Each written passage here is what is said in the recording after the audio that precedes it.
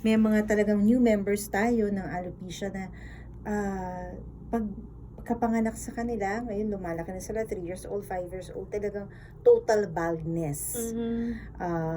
Total baldness sila. So, yun yung mga sitwasyon. And Ano ba ang dahilan? Bakit nagkakaroon ng paglaglag ng buhok o nakakalbo na Yung- maaga pa lamang? yun kasi, yung mga ganyan kagaya ng total baldness, alopecia universalis or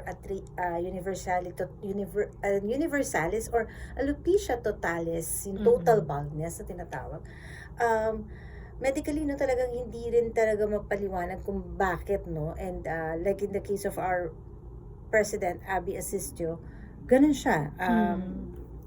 So, hindi ako- dahil sa radiation yan or wala sobrang talagang- nasikatan ng araw? Wala namang init? may oo. mga sinasabing ganyan na talaga na mga Nagsishower daw ng mainit oo, lagi. pero wala oo. pa talagang scientific or proof na talagang ganun. Oh, So okay. talagang hindi din So, genetic ito. yeah, most Oo. likely. Sa experience ko na sa pagpunta namin sa mga ibang expert at hospital, talagang malaking factor yung sa genes at saka yun nga yung inborn. Pagpanganak mo, ganun ka talaga. Autoimmune genes and autoimmune deficiency.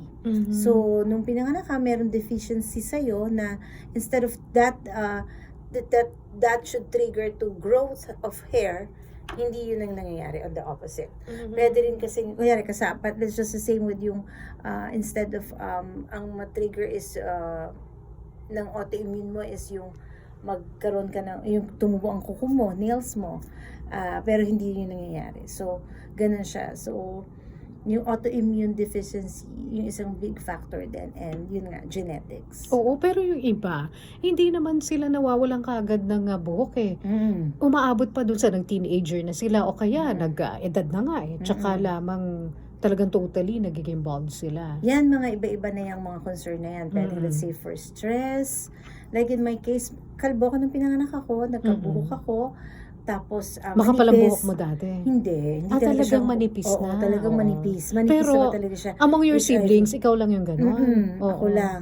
Ako lang talaga. Ang sabi ng expert sa akin sa hair dermatologist and mga experts is pag ganitong androgenetic alopecia, pwedeng nag-skip sa generation from one generation.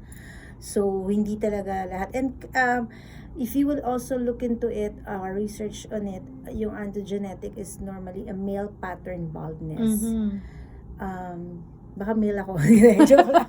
Pero ang medical explanation talaga nun sa akin kung ba't lalo siya nag full blown, I had total hysterectomy operation. Oh, okay. So may maintindihan mo yan medically. Oo. So nawalan ako ng Matres, ng ovaries. oo. Meron dun mga tip na mga kailangan para mas magtumubo yung hair. Pero nawalan ako okay. noon. So mas lalo ako talagang nalagasan or nakita ka nga picture ko kanina, nagulat ka na nakita ko sa TikTok. umabot ka ako sa kalbo. Umabot talaga ako sa ganung point. So, yun siya. And iba-iba talaga. And kahit kami mga members ng Alopecia Philippines, hindi din namin nire-recommend yung self-medication or let's say, eto nag-work sa akin, pwedeng mag-work sa kanya. Kasi talagang iba-iba. And yun nga, hindi talaga siya ma-determine kung bakit iba-ibang klase. Pero yun nga, yung tinatanong mo ngayon na yung let's say for example, then yung isa sa bukod sa stress, pag nalaman mo siyang stress, if it's So, patches, may mga iba rin kasi na nagkakaroon din ng, let's say they're very into creative or experimental sa buhok, lahat na ng hair color, hindi nila alam. Palit ng palit. Oo, ng hindi nila kulay. alam, nakaka-damage ng scalp, nakaka-damage ng hair. Kasi once the scalp is damaged, dediretso sa buhok. Okay. So, scalp care is important para sa hair care. Mhm. And kadalasan ang Pilipino, hair care lang. Mhm. Hindi nila nalalaman. Wala yung scalp care. Mm-mm. Yung sa anit. Oo. Mm-mm. In fact, yung mga tipong as basic as mga natural oils, Mhm. yung natural oils talaga, Mga coconut oil. oil, mga ganyan, oo. di ba? Herbal oil, Mm-mm. mga ganyan. Malunggay oil, mga Mm. ganyan. Talagang Nakakatulong yan? nakakatulong yan pag lalo't minamassage mo sa scalp mo. Oh, okay. Talagang experts will say na talagang pag binamassage mo yung scalp So, mo. hindi lang aloe vera. Mm-mm. Oo.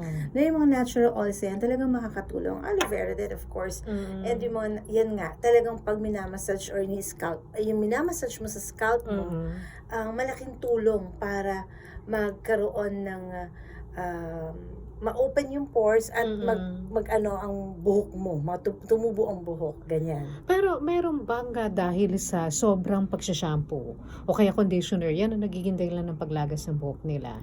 Pwede rin ba? Sa experience namin talaga sa mga members at mga kasama namin, magkukwento sila, let's say for example, this brand na ginamit nila, no? Then all of a sudden, after 2 months or so, grabe yung lagas nila. Mhm. So, pero may ibang tao na ginagamit tong brand na to, wala Hindi namang naman. nangyayari, di ba? So, depende lang talaga. Yes. Oo. And in fact, may mga ibang treatments or medication na nagkaroon ako ng reaction, Mhm. nagkaroon ako ng grabing dandruff, Mm-mm. sugat sa ulo ko and all. Pero sa isang kasamahan sa alopecia, okay yun sa kanya.